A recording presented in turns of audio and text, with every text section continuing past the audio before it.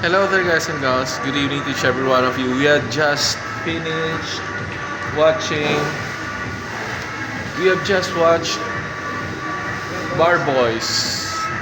It's an all-star cast and we're gonna give you the reviews for this movie. Okay, so what can you say about the movie?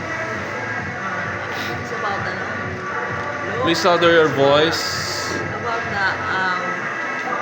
siguro, ano sila yung barkada, Oh, ano lang, araw lang alam load. okay. Tapos yung iba nakapunta sa ano, Please louder your voice. iba nakapunta sa bahay, iba hindi. Louder please. Ano nga? O tapos, Tapos nag-ano sila, naging lawyer na talaga. Oo. May mga kaso na.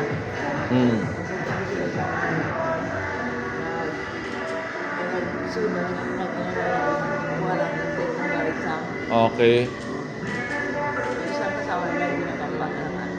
Okay. So that always happens. So somebody wins, somebody lose. So how about you, Tita Lot? What can you say about the movie? Ano masabi mo sa movie, Tita Lot? Ha? Ano masabi mo sa pelikula?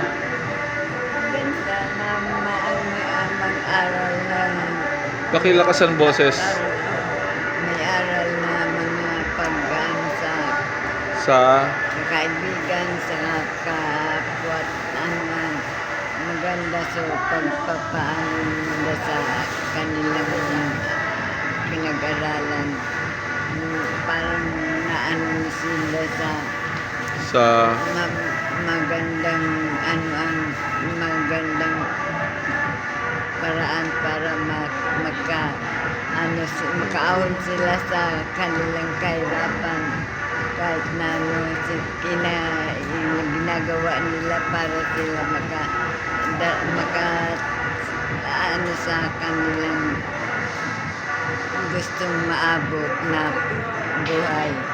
okay. Ayun. Yeah, I love the movie. It's okay, fine, cool. But the actors great, especially Miss Odette Khan and Rocco Nacino.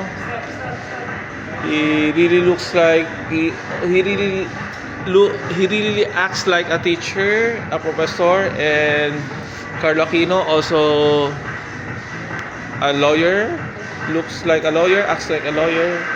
Everyone's in the cast. And I thought Bar Boys is a kind of restaurant bar. The first time that I'm thinking, I thought it's all about the restaurant bar. It's not. It's about a law taking a bar exam. That's why. And passable movie. No. What's this? No lots of dramas, but realistic, and I'm expecting for some kind of a hype, like a arguments, but it's not. But so it's not a typical one. So bye for now. I have some loopholes that I've seen in here. I'm gonna tell you afterwards. Okay, bye for now.